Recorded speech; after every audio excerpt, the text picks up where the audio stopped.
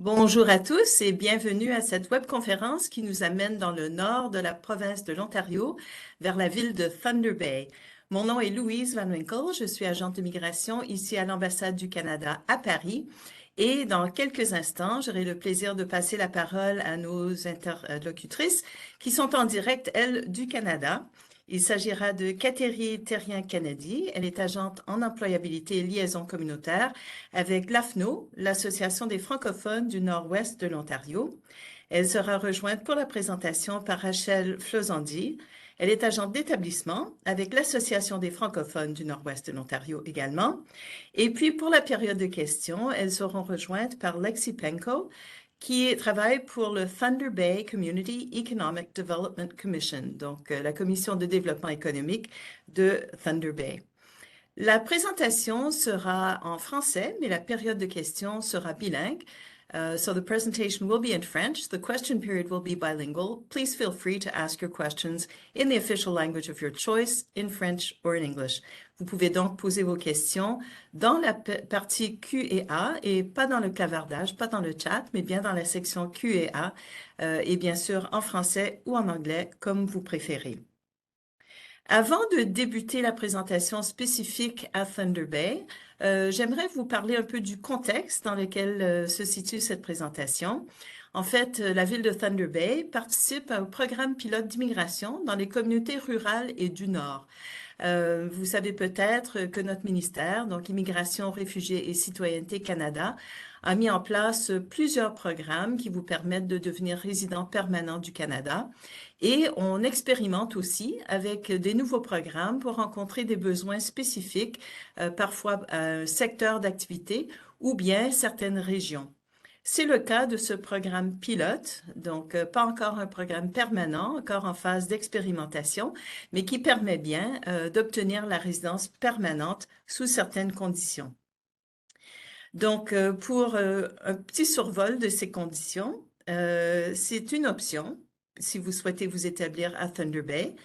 Vous pouvez bien sûr passer par d'autres programmes fédéraux, par exemple Entrée Express, mais c'est une façon d'arriver avec plusieurs avantages dans une des communautés qui participent à ce programme pilote.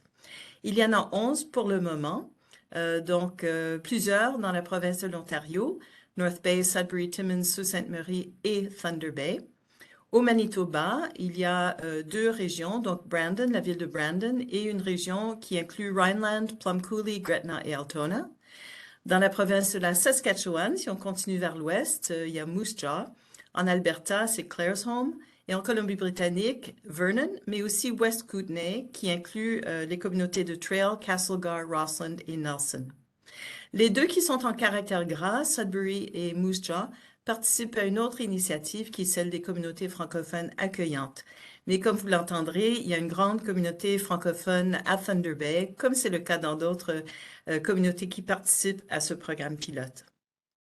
Le processus se passe en plusieurs temps. Il faut d'abord trouver un emploi, donc avoir une offre d'emploi, un contrat, une embauche, avec un employeur dans une de ces communautés qui participent. Les postes peuvent être de n'importe quel niveau de qualification. Vous avez peut-être entendu parler de la classification nationale des professions. Eh bien, ici, ça peut être des postes qualifiés, donc des postes de direction ou des postes professionnels, ou des postes techniques et métiers spécialisés, ou même des postes semi ou peu qualifiés. Après avoir trouvé l'emploi, il faut obtenir l'appui de la communauté où vous allez vous établir. Et avec ça, vous pourrez soumettre votre demande de résidence permanente. Il y a aussi des exigences linguistiques. Donc, il faudra à un certain moment fournir les résultats d'un test de langue approuvé en français ou en anglais. Et le niveau requis, donc le résultat, dépendra du niveau de votre poste. Par exemple, si le poste qui vous est offert au Canada est un poste de direction ou un poste professionnel, il faudra un minimum de niveau 6, donc un niveau intermédiaire. Pour un poste technique ou métier spécialisé, un niveau B de la CNP, il s'agira d'un niveau 5 des compétences linguistiques et s'il s'agit d'un poste semi ou peu qualifié, un niveau 4 pourrait suffire. Encore une fois, dans votre première langue officielle du Canada, je suppose que la plupart d'entre vous, ça sera le français.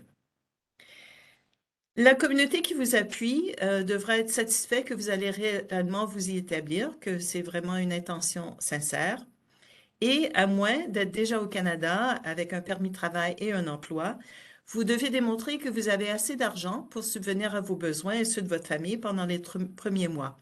Donc, si vous partez seul, ça sera un montant d'autour de 13 000 canadiens et il faut ajouter à peu près 3 000 par personne en plus, donc conjoint-conjointe ou vos enfants à charge. Et la recommandation de la communauté, c'est vraiment le dernier élément qui vous permettra de faire la demande de résidence permanente. Je ne vais pas entrer dans plus de détails. Vous aurez des précisions par rapport aux exigences de la ville de Thunder Bay au cours de la présentation. Simplement vous laisser avec les pages web qu'il faut consulter pour plus d'informations sur ce programme pilote, sur les services disponibles en français pour les nouveaux arrivants et sur les communautés francophones accueillantes. Donc, vous avez sur la prochaine diapo les liens vers les sites web pour ces ressources-là. Sans plus tarder, donc, il me fait plaisir de passer la parole à Kateri. Pour rappel, elle et Rachel vont vous faire la présentation. Elles travaillent toutes les deux comme agentes pour l'AFNO, l'Association des francophones du Nord-Ouest de l'Ontario. Et pour la période de questions, elles seront rejointes par Lexi Penko. Mesdames, à vous la parole. Merci infiniment, Louise. Je vais partager mon écran.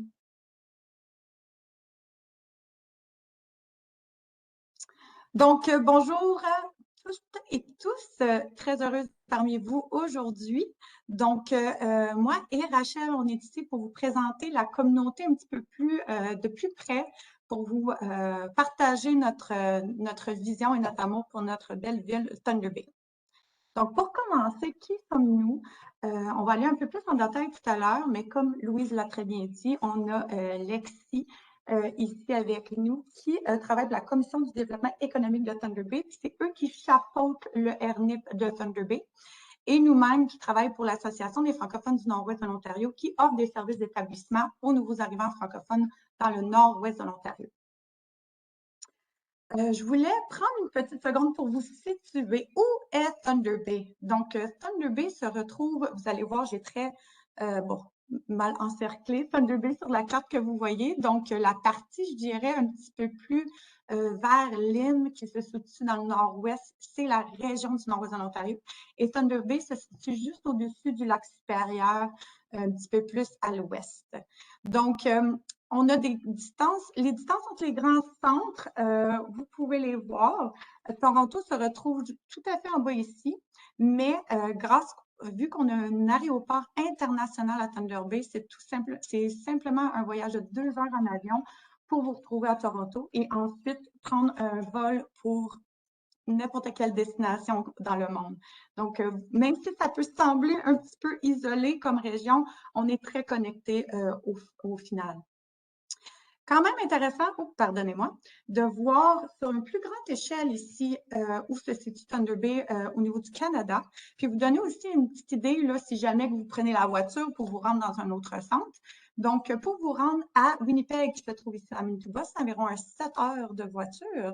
En bas ici, vers Duluth, dans le Minnesota, c'est environ 3 heures. Et pour vous rendre à Toronto, c'est environ 13 heures. Donc, je vous conseille fortement de prendre l'avion. Ça se fait très, très bien à ce niveau-là pour vous rendre à Toronto.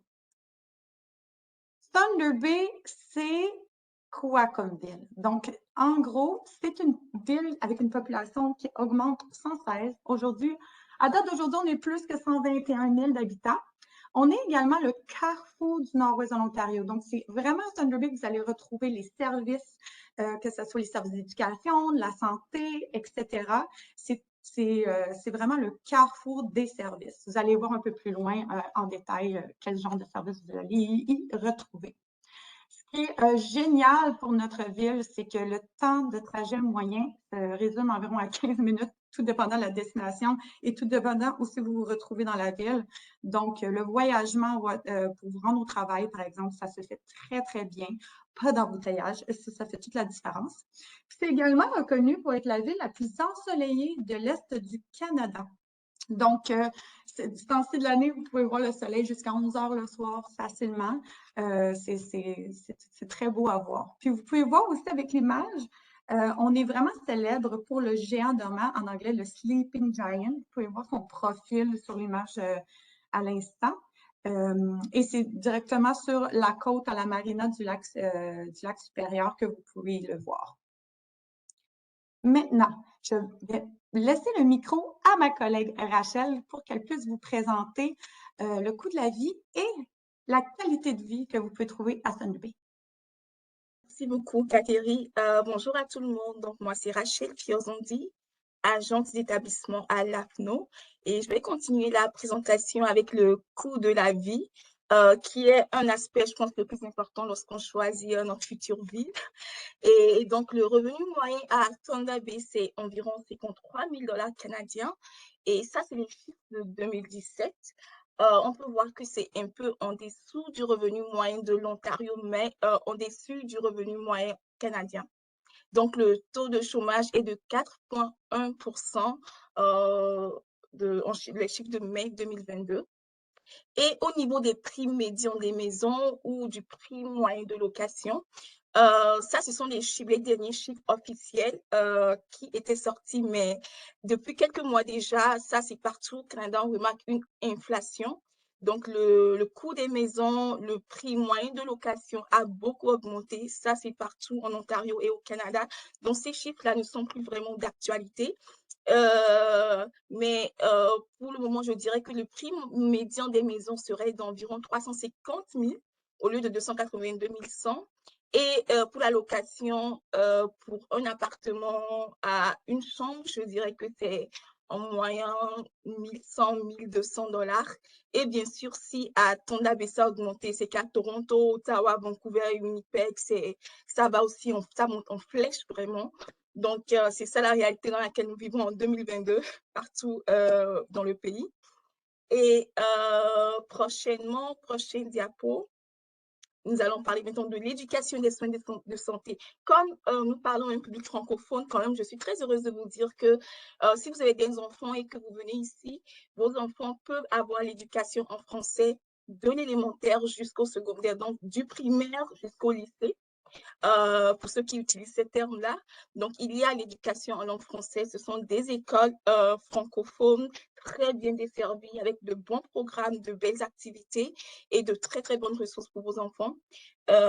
Et après le secondaire, après le lycée, on a 2 institutions postsecondaires, donc un collège et une université en anglais. Et après, au niveau des soins de santé, comme Catherine l'a dit, c'est vraiment le carrefour du Nord-Ouest. Donc, on a toutes les technologies de santé possibles, tous les services de santé possibles, les spécialistes dont vous aurez besoin. Ils sont ici à Thunder Bay parce que toutes les autres régions, les habitants des autres régions viennent ici pour des cas spécifiques, des cas spécialisés. Donc, il fallait vraiment que Thunder Bay ait les ressources qu'il faut et la ville là. Donc, nous avons deux hôpitaux et puis plusieurs cliniques, pharmacies, des soins à domicile pour ceux qui en ont besoin. Donc voilà, en gros, pour l'éducation et les soins de santé à Thunder Bay. Voilà, Thunder Bay, c'est vraiment la nature en toute beauté. Si vous aimez la nature, ben, Thunder Bay, c'est la ville pour vous. Même si vous n'êtes pas très nature, je pense que Thunder Bay, c'est la ville adéquate pour tomber amoureux ou amoureuse de la nature. Et on a des milliers de lacs, de belles plages, 8 parcs provinciaux à proximité, des pistes de ski, plus de 100 parcs où on retrouve des pistes de randonnée et de vélo. Ce qui est bien vraiment à Thunder Bay, c'est qu'on n'a pas besoin de voyager très loin pour trouver de belles plages, pour trouver des pistes de ski. Déjà à 10 minutes de la ville, vous pouvez vous y rendre en voiture à 10 minutes de la ville et tout, ce qui est très bien parce que vous pouvez y aller comme le matin avant le travail, le soir après le travail, ou même en week-end sans devoir vraiment prendre du temps, prendre un congé au travail pour profiter de la nature. Donc, c'est vraiment un plus pour notre ville. Et dans le prochain diapo, on peut voir tout ce qui est comme activité. de plein air qu'on peut faire à Thunder Bay, donc des activités aquatiques comme le kayak, le surf, la pêche, les activités hivernales, ski, motoneige, l'escalade, le camping, des randonnées, du cyclisme, et comme je le disais, vraiment à proximité de la ville. Donc ça, c'est l'une des beautés de notre ville et tout. Pour ceux qui aiment les activités de plein air, vous serez bien servis. Et encore une fois, pour ceux qui aiment moins, ben, c'est la ville idéale pour apprendre à aimer cela et puis à profiter de toutes ces belles beautés que la nature a à nous offrir. Et voilà, donc nous avons aussi des installations sportives. Nous avons un complexe de jeux du Canada où se passent beaucoup d'activités sportives et tout. Nous avons des patinoires, un centre de curling, des terrains de soccer, de tennis, de baseball extérieur comme intérieur. Donc, nous avons des ligues et des équipes qui jouent de façon professionnelle ou non. Donc, que vous soyez adulte ou enfant, on a quand même la plupart des sports et tout. Et vous pouvez entrer dans une équipe si vous le voulez pour jouer comme loisir et tout. Et prochaine diapo, la scène alimentaire, la bouffe, c'est quelque chose d'important. Donc, on a pensé vous parler un peu de ce qui se passe niveau bouffe à Thunder Bay. Donc, à Thunder Bay, nous avons les grandes chaînes de supermarchés que vous allez retrouver dans la plupart des villes canadiennes, comme par exemple Superstore, que vous pouvez voir sur la photo, ou Walmart. On a beaucoup de chaînes de magasins, de supermarchés. Donc, mais en plus de cela, nous avons des épiceries locales et spécialisées, ce qui est très, très bien. Et pour ceux qui aiment sortir, manger au restaurant, aller au café, vous serez très bien desservis. Franchement, c'est une des choses que j'aime beaucoup à Thunder Bay, c'est la variété dans les restaurants et tout. On a des chefs qui ont étudié à l'international qui sont revenus comme créer leur restaurant. Donc, on est vraiment, vraiment bien desservis. En plus de cela, nous avons un marché de fermiers. Et dans ce marché, vous pouvez acheter des produits directement chez les agriculteurs, donc sans intermédiaire. Et vous trouverez aussi des artisans locaux dans ce marché-là. Et au niveau des restaurants, l'une des choses que j'aimerais préciser, c'est l'une des choses qui est vraiment comme populaire à Thunder Bay, c'est d'utiliser vraiment des produits locaux.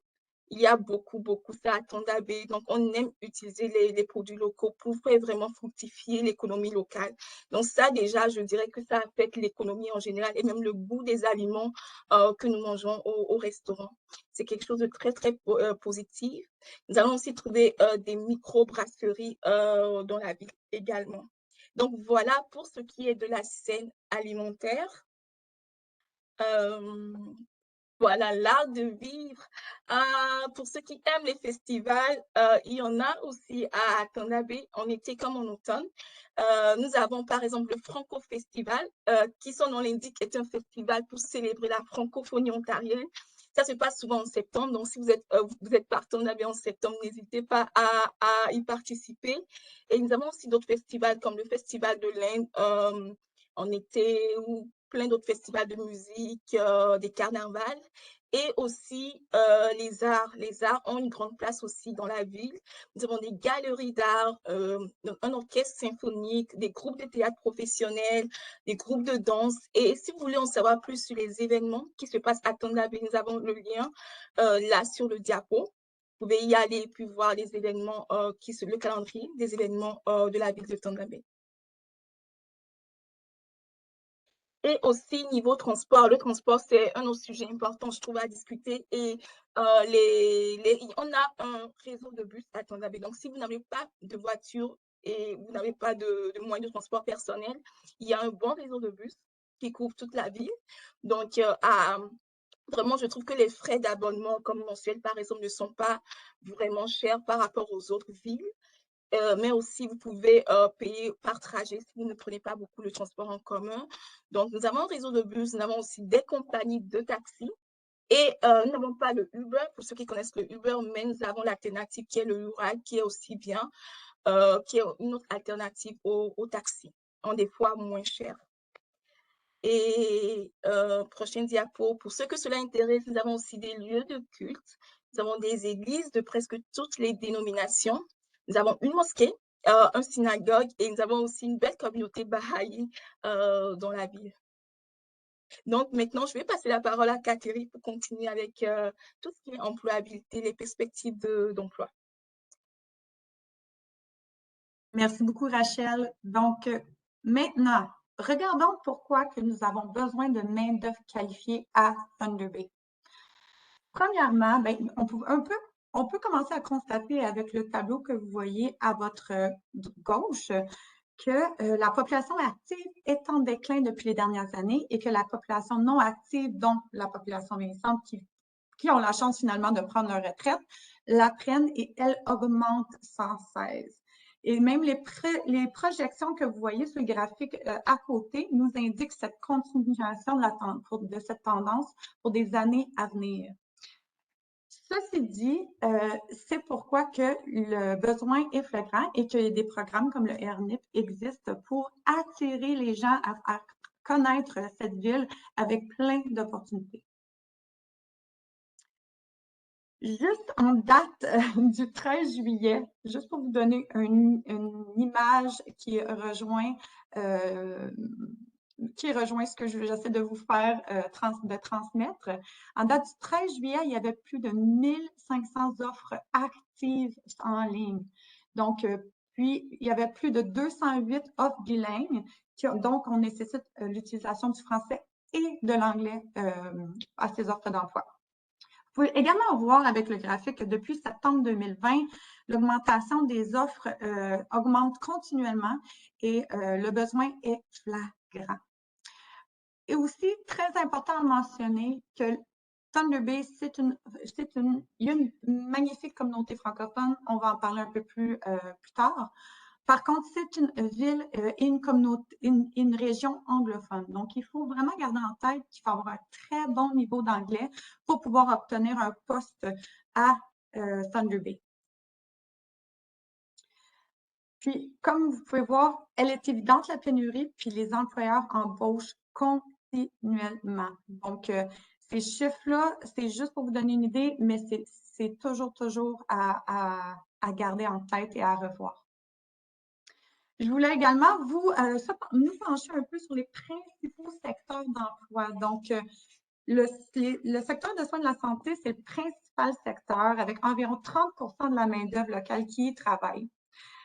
Puis, je vous encourage fortement de visiter le site web de recrutement médical pour savoir pour en savoir un peu plus sur les emplois spécifiques dans le domaine et pour en savoir plus sur les professions réglementées, car c'est vraiment le grand challenge en bon bilinguisme des secteurs dans le soin de la santé, c'est qu'il y a beaucoup d'offres qui font partie d'ordres spécifiques. Donc, il faut vraiment se renseigner pour avoir vraiment la juste idée, la juste valeur. Par la suite, les secteurs de la construction, métiers spécialisés, ainsi que l'ingénierie sont fortement en demande, surtout depuis le boom minier qui existe quand même depuis toujours, mais là, qui est revenu en vigueur. On a plus de 6 mines actives dans le nord-ouest de l'Ontario, puis on en a une quinzaine et plus en prospection. Donc, tous les domaines qui s'y retrouvent ou qui sont dans la sphère d'activité ont une grande demande dans le domaine. Aussi, le secteur forestier, c'est un grand secteur dont Resolute, c'est l'employeur principal, engage beaucoup de personnes dans le domaine et même dans les domaines que nous ne penserons pas. Vous pouvez travailler dans le secteur de l'administration, des finances, quand vous travaillez dans une compagnie de construction de foresterie. Donc, c'est toujours des bonnes compagnies. Allez voir sur leur site web, regardez les offres d'emploi qui existent pour pouvoir aller plus loin dans vos recherches. Aussi, dans le secteur des affaires et finances, toujours en grande demande. Beaucoup de demandes aussi en administration, tout poste qui est relié à l'administration. Puis, et sans oublier le secteur des services qui en demande énormément et où plusieurs offres d'emploi sont possibles, même sans formation. Donc, je vais vous partager sous peu des liens pour aller un peu plus loin. Je voulais également partager avec vous les grands employeurs de la ville. Donc, à Thunder Bay, comme vous pouvez voir, dans les 10 premiers, les 10 plus grands employeurs, ce sont les 8 premiers, ce sont des institutions publiques. Donc, ce que j'essaie de vous faire voir, c'est que plusieurs de ces employeurs-là cherchent des candidats qualifiés bilingues, surtout dans le secteur de la santé et de l'éducation. Donc, vraiment, allez toujours un peu plus loin dans vos recherches et dirigez-vous toujours vers ces grands employeurs-là pour vous donner cette chance-là de pouvoir faire ressortir vos compétences linguistiques. Donc, Thunder Bay, étant une ville recueillant le RNIP, ont ces emplois prioritaires. Donc, vous avez la chance que le RNIP offre, c'est que les emplois prioritaires peuvent se retrouver dans toutes les catégories de CNP, mais ce qui est aussi intéressant, puis que je voulais faire un petit clin d'œil dessus, c'est que les emplois nécessitant l'utilisation de la langue française pour le travail sont considérés automatiquement comme des emplois prioritaires. Donc, avec cette compétence linguistique-là et pouvoir l'exercer à tous les jours au travail, vous permet d'avoir les points liés à les emplois prioritaires. Je vais pas les numéroter parce qu'il y en a énormément. Je vais vraiment juste vous encourager d'aller visiter le lien vers le RNIP de Thunder Bay que j'ai laissé ici. Et pour pouvoir aller un peu plus loin dans vos recherches. Et également, je voulais absolument partager quelques liens pour les offres d'emploi, car c'est vraiment la première étape pour adhérer au programme, c'est de trouver un emploi. Un des premières étapes, je dirais. Je redonne le micro à Rachel. Merci, Tatiana. Donc, on va continuer avec la communauté francophone à Thunder Bay. J'aime dire qu'on est petit en quantité, mais en qualité, on est incroyable. Donc, la population francophone est de 3% environ. Ça, c'est le pourcentage à Thunder Bay. Et nous avons beaucoup d'organismes qui offrent des services en français, dont par exemple le NORT, l'AFNO, l'Association des francophones du nord-ouest de l'Ontario, qui offre les services aux nouveaux arrivants parmi tant d'autres. Donc, d'abord, la FNO, c'est vraiment un organisme qui milite, excusez-moi, pour la francophonie dans tout le Nord-Ouest, que ce soit dans la culture, la santé, l'éducation. Et dans ce FNO-là, on a un programme pour les nouveaux arrivants qui est financé par IRCC. Donc, nous, on offre les services d'intégration, d'établissement et d'emploi. Donc, l'intégration, tout ce qui est intégration. Donc, nous organisons des activités sociales pour permettre aux nouveaux arrivants de rencontrer d'autres membres de la communauté, de tisser des liens, d'augmenter leur réseau social et professionnel d'ailleurs. Et nous organisons aussi des ateliers pour leur donner des outils pour mieux s'intégrer dans leur communauté. Et en établissement, nous faisons de l'accueil, donc nous accueillons les nouveaux arrivants à l'aéroport, nous faisons les premières démarches avec eux, nous les accompagnons pour leurs premières courses, nous répondons à leurs questions et nous sommes là aussi pour les diriger vers les services dont ils ont besoin. Nous offrons aussi de l'information pour trouver le logement, inscrire les enfants à l'école, par exemple, et aussi des webinaires et des ateliers sur des sujets pertinents en ce qui a trait à l'établissement des nouveaux arrivants. Et en employabilité, ma collègue Catherine, et nous avons une autre agent aussi qui travaille pour vraiment aider les nouveaux arrivants à trouver un emploi, à garder leurs emplois aussi, et à comprendre la culture du travail au Canada. Et ils offrent aussi des webinaires pour vous outiller afin de s'assurer du succès professionnel de ce qui arrive. Et plein d'autres organismes francophones offrant des services dans les domaines clés existent à Thunder Bay. Donc, vous pouvez voir sur l'image plusieurs logos de différents organismes. Nous avons par exemple l'accueil francophone de Thunder Bay qui offre des services d'interprétariat médical. Donc, comme Catherine l'avait dit, Thunder Bay, c'est très, très anglophone. Donc, le système de santé est très anglicisé, mais quand même, on a un organisme, par exemple, l'accueil francophone de Thunder Bay, qui peut vous aider à naviguer ce système-là. Donc, ils peuvent même prendre rendez-vous pour vous aider à trouver un médecin de famille, vous accompagner lors de vos rendez-vous en personne ou même virtuellement pour jouer le rôle d'interprète afin de s'assurer que la communication soit superbe entre le médecin que vous rencontrez ou le spécialiste que vous rencontrez et vous. Et nous avons aussi le club culturel de Thunder Bay, par exemple, qui organise souvent des activités culturelles et sociales afin de permettre aux francophones de se rencontrer, de se connaître et vraiment de vivre en français dans une communauté très, très anglophone. Donc, si vous venez, vous êtes francophone à Tonda Bay, vous serez quand même bien servi parce qu'on a une belle communauté. Le centre francophone est un peu mis en gras ici parce que presque tous les autres organismes sont dans le centre francophone. Nous avons un centre francophone à Tonda Bay qui abrite comme presque tous les autres organismes francophones. Donc, si vous êtes de passage à Tonda Bay, vous venez nous saluer au centre francophone. On peut vous faire une visite et l'AFNO se trouve aussi dans le centre francophone. Et pour en savoir plus sur notre ville, prochaine diapo, voilà, nous avons des guides pour les nouveaux arrivants à Tonda Bay. Donc, il y a 2 guides. Le guide en anglais, le Newcomers Guide, qui est fait par la ville de Tonda Bay et qui vous donne des informations sur le logement, les soins de santé, la recherche d'emploi et toutes les questions importantes que vous pouvez avoir sur la ville de Tonda Bay. Je pense que vous trouvez quand même de bonnes informations dans ce guide-là. Et l'AFNO aussi a un guide qui s'appelle la trousse d'accueil pour les nouveaux arrivants, qui est en français, que vous pouvez télécharger sur notre site web. Et là aussi, vous voyez les mêmes informations et tout, mais en français. La trousse d'accueil de l'AFNO est mise à jour quand même périodiquement. Là, nous sommes en train de travailler sur une nouvelle version qui va sortir bientôt. Et les 2 guides peuvent être téléchargés en ligne. Et ça, c'est très, très positif.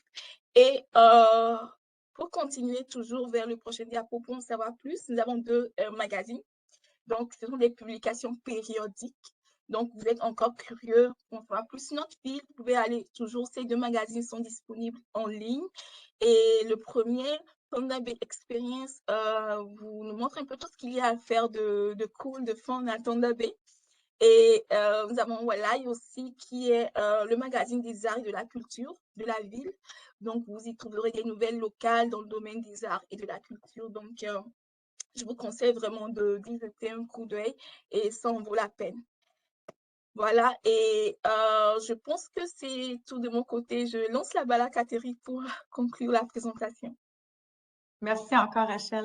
Donc, nous vous partageons ici les contacts de justement la CEDC de Thunder Bay. Si vous avez des questions sur le programme ou vous voulez aller plus loin dans vos recherches, voici le courriel immigration@thunderbay.ca. Sinon, go to thunderbay.ca. Il y a vraiment toute l'information. On tend sur l'employabilité, la culture, la communauté. Vous pouvez avoir toute l'information que vous y cherchez. Et vous allez également avoir juste en bas l'adresse courriel de notre organisme, l'AFNO. Je vous conseille d'y aller sous l'onglet « Services » pour pouvoir trouver justement la personne ressource qui répondra à vos besoins. Donc, ceci dit, je crois qu'on est rendu à la période de questions. Louise, je vous redonne la parole. Merci beaucoup, Catherine, Rachel, beaucoup de commentaires enthousiastes. We'll welcome Alexi into this conversation now for the question period, just to let you know that in the chat, a lot of very enthusiastic comments about Thunder Bay. Donc, pour rappel, on va prendre une sélection des questions que vous allez mettre dans la partie Q et R ou Q et A, pas dans le clavardage. Et aussi, s'il vous plaît, on remarque que beaucoup de gens mettent des renseignements personnels dans le clavardage. Tout le monde y a accès. Vous êtes plusieurs centaines en ligne. Je vous encourage à protéger vos renseignements. Ne mettez pas votre adresse courriel, ne mettez pas vos données personnelles.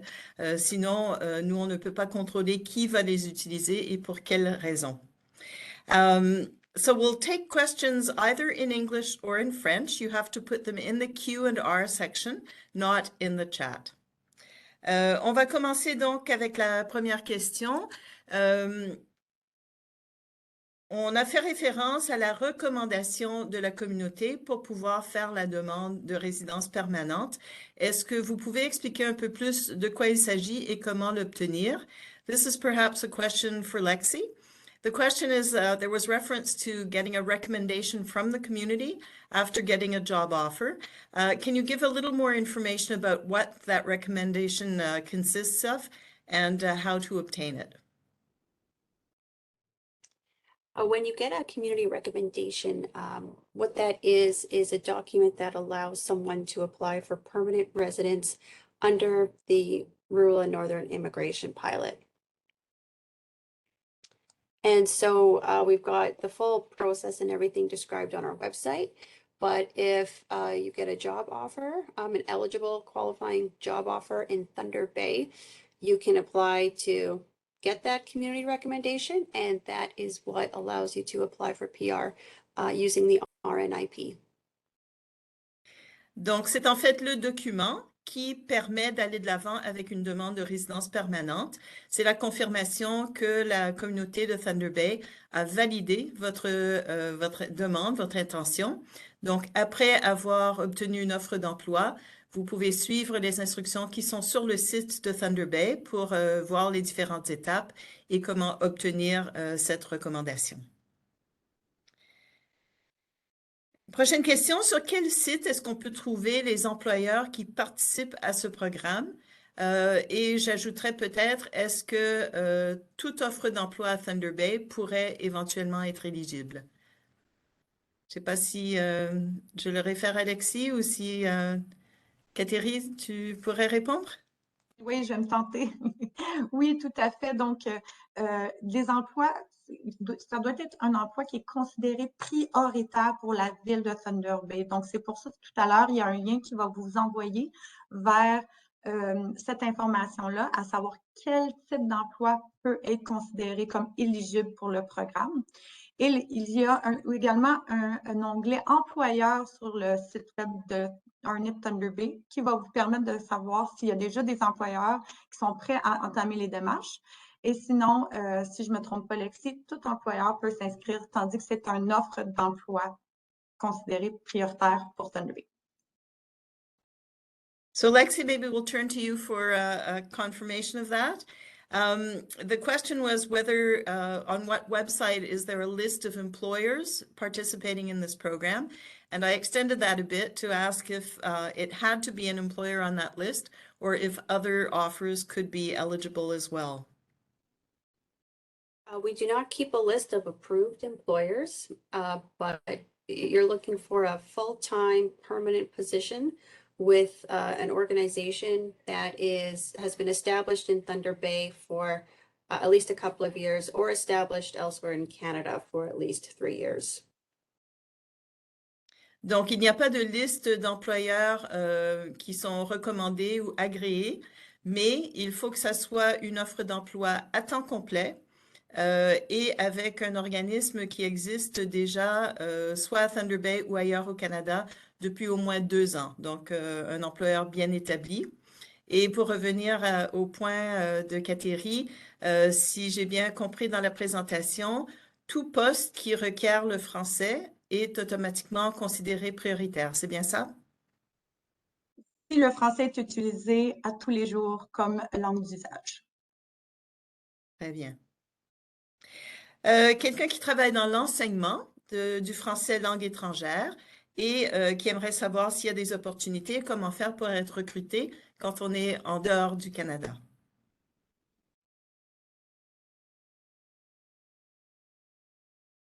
Je peux m'y lancer. Donc, pour être un enseignant en Ontario, il faut faire partie de l'Ordre des enseignants de l'Ontario. Donc, il faut commencer par s'informer sur comment adhérer à l'ordre, puis pouvoir avoir le statut d'enseignant en Ontario. Par la suite, il faut vraiment faire ses recherches au niveau des conseils scolaires existants, francophones existants dans la région. À Thunder Bay, c'est le conseil scolaire du district catholique des Aurores boréales, qui est le conseil scolaire francophone. Donc, je vous encourage à aller voir le site web. Vous pouvez également trouver leurs coordonnées, leur site web sur le site web de l'AFNO, car c'est un de nos groupements. Je vais peut-être compléter cette information. Donc, le français langue étrangère peut bien sûr s'enseigner dans les écoles. Et là, effectivement, pour enseigner au niveau primaire ou secondaire, il faut faire partie de l'ordre des enseignants. Mais pour enseigner au niveau postsecondaire ou encore dans une école de langue ou donner des cours privés, ce n'est pas une exigence, c'est vraiment selon vos compétences. Donc, peut-être pour élargir la recherche, ça pourrait être intéressant de regarder du côté des établissements postsecondaires ou encore des écoles de langue qui existent. Avec le télétravail qui s'est répandu maintenant, il y a beaucoup de services de ce genre, des cours qui se donnent en ligne. Donc, on peut tout à fait être basé à Thunder Bay et avoir des étudiants dans la ville, mais ailleurs aussi. Donc, c'est une possibilité. Peut-être un site à regarder pour des renseignements de façon générale sur l'enseignement en français. C'est la Fédération nationale des conseils scolaires francophones. Il y a une page emploi qui donne pas mal de renseignements là-dessus. Et pour les écoles de langue, Langue Canada, langue au pluriel, regroupe les écoles de langue. Pour les études postsecondaires, le portail Édu-Canada serait une bonne source d'information. Un autre secteur, le tourisme, la restauration, est-ce que c'est en demande dans cette région? Donc, Rachel nous a bien fait comprendre que les gourmands ont leur place à Thunder Bay. Est-ce qu'il y a des opportunités professionnelles en restauration et de façon plus générale en tourisme? Énormément. Je dirais que c'est un des secteurs qui est le plus en demande actuellement. En revenant de la pandémie, on est en renouveau et les gens recommencent aussi à ressortir. Et il y a beaucoup de stay vacation, de gens qui voyagent au sein du Canada justement avec la situation actuelle. Donc, je sais que j'ai beaucoup d'employeurs qui sont à la recherche et qui sont activement à la recherche.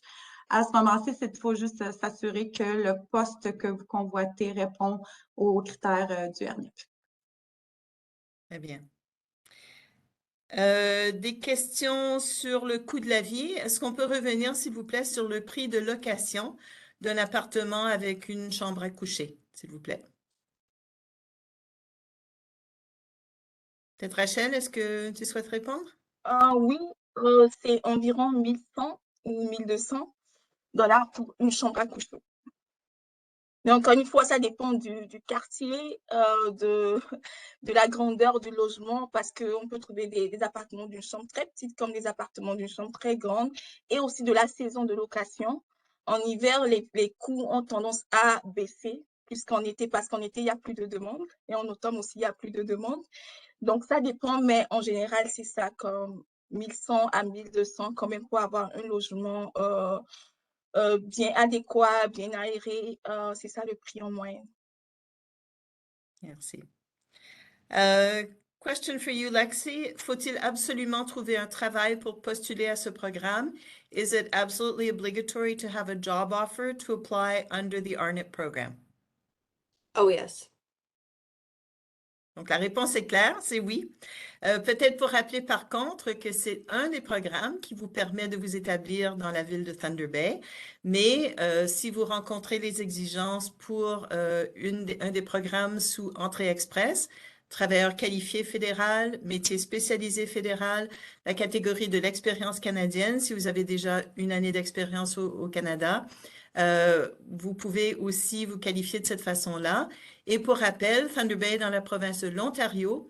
L'Ontario peut aussi sélectionner un certain nombre de candidats sous son programme des candidats des provinces. Ils ont un volet spécifique pour les francophones. Donc, on vous encourage, vous recevrez dans le courriel de suivi une liste d'adresses utiles et vous aurez des renseignements sur l'ensemble des programmes qui vous permettent d'immigrer avec ou sans offre d'emploi dans ce cas-là. Mais sur la notion d'emploi, on demande si Thunder Bay organise des foires de recrutement à l'international. Je vous laisse répondre et puis j'ajouterai des renseignements sur ce que nous, on organise de notre côté.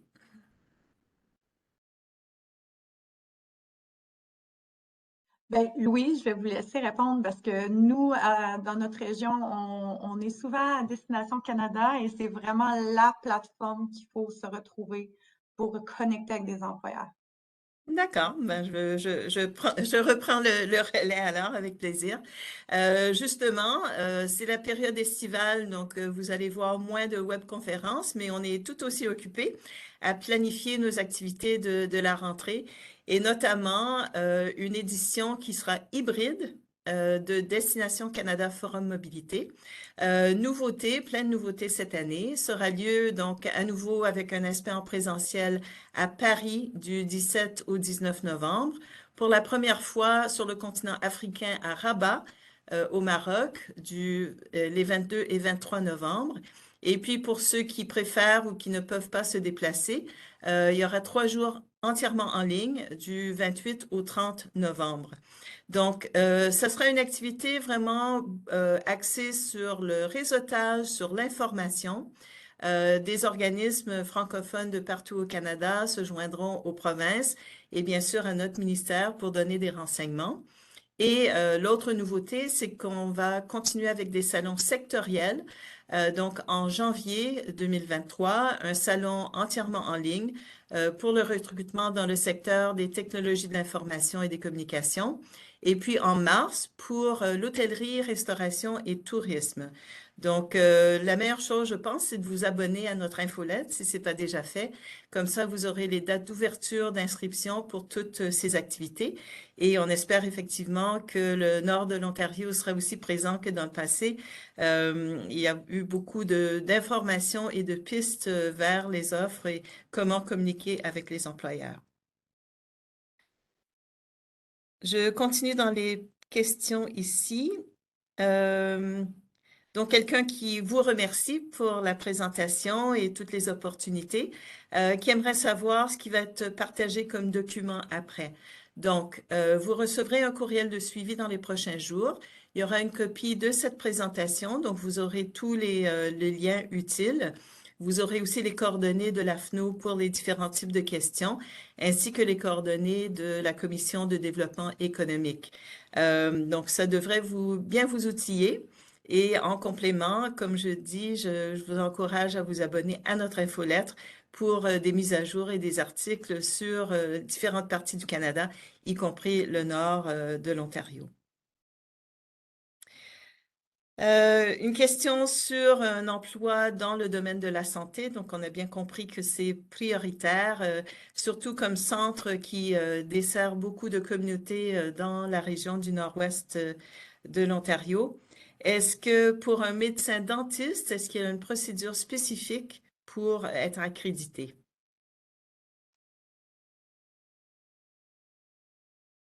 Je ne sais pas si Rachel, tu veux répondre? Je vais tenter pour Rachel. Dans le fond, je ne m'y connais pas dans tous les ordres spécifiques. Par contre, je vous encourage de vraiment aller vers le site web de l'Ordre des dentistes en question qui va vraiment vous donner la procédure. Habituellement, tout se retrouve sur leur site web. Il faut passer à travers du processus, même si parfois ça peut sembler très laborieux, mais c'est vraiment vers ces sites-là. Et c'est surtout, c'est souvent divisé par province. Donc, vous pouvez peut-être orienter votre recherche pour l'Ordre de la dentisterie en Ontario. Je peux quand même vous aider par la suite. Là, vous avez juste à me communiquer par courriel. On pourra faire la recherche ensemble si vous avez d'autres questions. Merci. Quelqu'un qui demande quelle est la différence entre le programme de l'Ontario pour l'immigration et le programme de Thunder Bay. Je vais peut-être donner quelques éléments. Je vous invite à rajouter, à compléter. Donc, comme on disait au tout début, il y a plusieurs façons d'immigrer au Canada. Pour la province de l'Ontario, vous pouvez passer par un programme fédéral. Donc, entrée express, par exemple, travailleurs qualifiés, métiers spécialisés. C'est valide pour toutes les destinations au Canada, à part le Québec, parce que le Québec sélectionne tous ses immigrants économiques. Ensuite, donc ça, c'est le nouveau fédéral, le nouveau gouvernement du Canada. Ensuite, chaque province et territoire peut sélectionner un certain nombre de ses immigrants également. Donc, la province de l'Ontario, le gouvernement de l'Ontario, a aussi des programmes sous le programme des candidats de l'Ontario. Et comme je le mentionnais, il y a un volet qui est spécifique aux francophones, qui doivent aussi avoir un très bon niveau d'anglais, hein. Donc, c'est des gens qui sont pratiquement bilingues, mais c'est sur une base aussi qu'on pourrait qualifier de capital humain. Pas besoin d'avoir d'offre d'emploi, mais c'est sur la base de l'âge, du niveau d'études, du niveau de compétences en anglais, en français, le nombre d'années d'expérience, etc. Le programme dont on parle aujourd'hui, donc en anglais, c'est RNIP pour Rural and Northern Immigration Pilot. En français, c'est le programme pilote d'immigration vers les communautés rurales et du Nord. Donc, plus long et plus compliqué comme sigle. Mais c'est une façon pour les 11 villes qui participent, dont Thunder Bay, de vraiment aller chercher les gens dont ils ont besoin parce qu'il y a des vraies opportunités, des vrais besoins sur le marché de l'emploi. La différence majeure, je dirais, c'est que les autres programmes pour l'Ontario ou au niveau fédéral sont seulement pour des personnes qui ont déjà de l'expérience n'importe où au monde, mais dans des postes qualifiés, des postes de direction, de supervision, des postes pour lesquels il faut une formation universitaire ou postsecondaire ou encore les métiers très spécialisés. Avec le programme auquel participe Thunder Bay, ça peut s'élargir à d'autres types d'emplois aussi.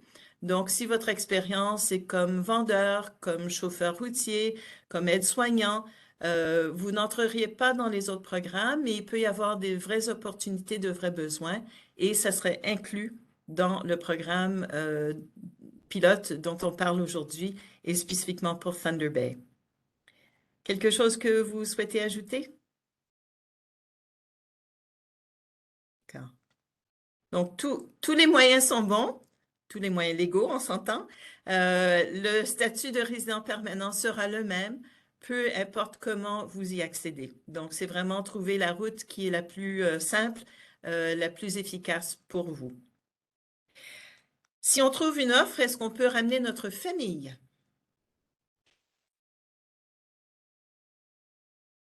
La réponse, c'est oui. Donc, j'aurais dû peut-être mentionner aussi que dès que vous avez l'offre d'emploi et l'appui de la communauté, en attendant que la démarche soit finalisée pour obtenir le statut de résident permanent, vous pouvez demander un permis de travail temporaire parce que l'employeur a probablement envie de vous avoir sur le lieu de travail assez rapidement. Et la famille peut bien sûr accompagner.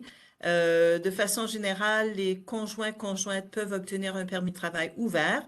Ils deviendront bien sûr en même temps que vous résidents permanents.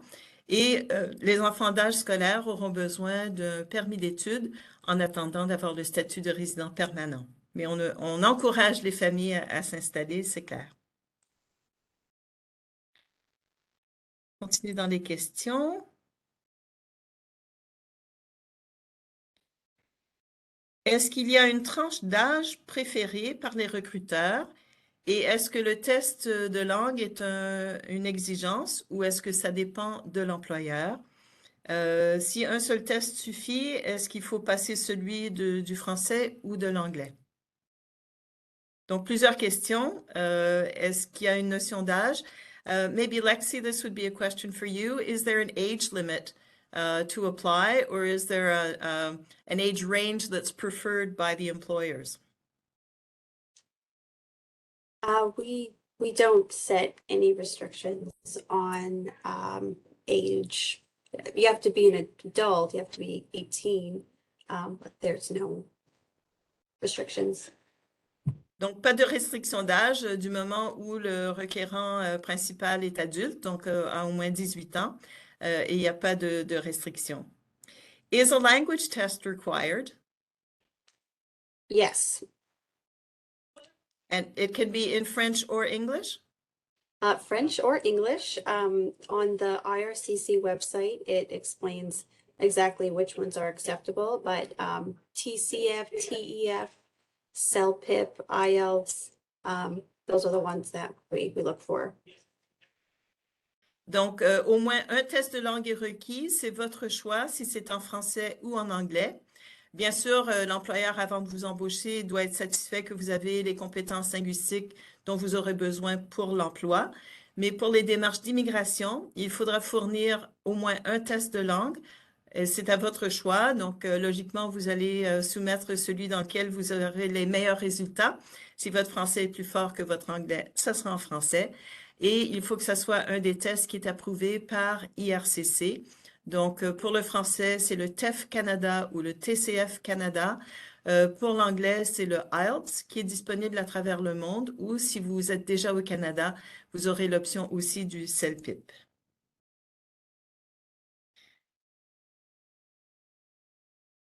So, I'm getting some windows popping up in the place of the questions. Voilà. A question in English now. Is the job of an early childhood assistant in high demand? And how can I increase my chance to get a job offer? There are jobs available in that occupation. We don't assist employers with hiring, so I mean, in terms of increasing your chances of getting a job, I would just encourage you to put your best application forward. Donc oui, il y a des opportunités dans ce domaine, donc en petite enfance. Thunder Bay, la Commission de développement économique, n'appuie pas les employeurs dans leur recrutement. Donc, c'est à vous de monter une bonne candidature et de contacter les garderies. Mais je me tourne vers Rachel et Catherine. Peut-être que vous avez des renseignements sur des garderies francophones. Oui, nous avons une garderie francophone à Thunder Bay, le Centre Grandir en français, qui embauche par moment des éducateurs. Donc, je vais laisser Catherine parler plus du côté emploi. Donc, restez au courant, allez sur leur site de temps en temps et vous aurez les nouvelles. Mais oui, on a une garderie francophone. So if you're looking for a job in a French speaking daycare, there's the daycare called Grandir en français. Catherine, vous voulez rajouter?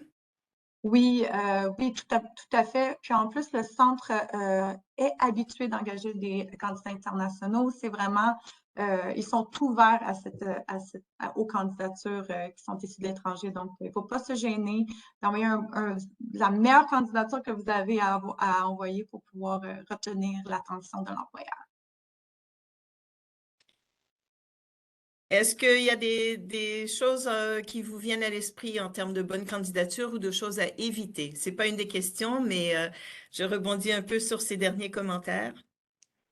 Je vous surtout d'assurer que votre CV réponde aux critères d'un CV traditionnel canadien à proprement dit. Même parfois, par province, ça peut changer. Donc, vraiment aller trouver des exemples de CV, 2 pages très claires qui viennent toutes rechercher les compétences qui sont recherchées dans l'offre d'emploi, puis vraiment de les faire ressortir dans votre CV. Puis de mettre le moins d'informations personnelles possible. Au Canada, on demande les contacts, mais on n'a pas besoin de savoir le nombre comment grande est votre famille ou votre photo. C'est pas nécessaire. Donc, c'est vraiment de l'adapter au marché du travail ontarien. Ce serait le plus grand de mes choix. Une source qu'on cite souvent pour des exemples de CV, c'est le portail de l'emploi au Canada, Guichet Emploi. C'est une des adresses utiles que vous recevrez dans le courriel de suivi. Il y a des exemples et il y a des bonnes astuces aussi pour se préparer aux entrevues d'embauche. Au Canada, on a souvent des mises en situation, des jeux de rôle. Ça peut surprendre si on a l'habitude d'entrevues un peu plus formelles dans d'autres pays. Donc, ça aussi, il ne faut pas être pris de court. C'est important de savoir à quoi s'attendre dans les entrevues d'embauche. On arrive à la fin de notre session. J'en profite donc pour vous dire que notre prochaine activité en ligne sera le 24 août. Il s'agira d'une webconférence justement sur le système Entrée Express. On l'a évoqué à différentes reprises. C'est une autre façon d'immigrer au Canada dans les provinces et territoires autres que le Québec. Donc, le 24 août, on vous dira tout. Et c'est surtout important en ce moment parce que après une pause pendant la pandémie où c'était les gens qui étaient déjà au Canada qui étaient invités à postuler, les rondes d'invitation pour les candidats à l'international ont repris le 6 juillet. Donc, si vous avez un profil déjà dans le bassin, on parlera des façons d'améliorer votre score. Et si vous êtes en train de réfléchir ou de préparer votre profil, et ça serait l'occasion d'avoir plus de précision.